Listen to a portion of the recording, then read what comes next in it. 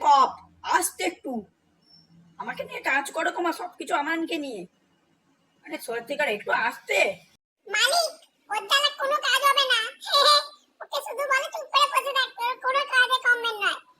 ওই সালা অ্যান্ড্রয়েড, তুই সালা মুখটা বন্ধ রাখ, ঠিক আছে? মালিকের তোর থেকে আমাকে বেশি দরকার, তাই একটু মুখটা বন্ধ রাখ, তো কথা কম রাখ সালা।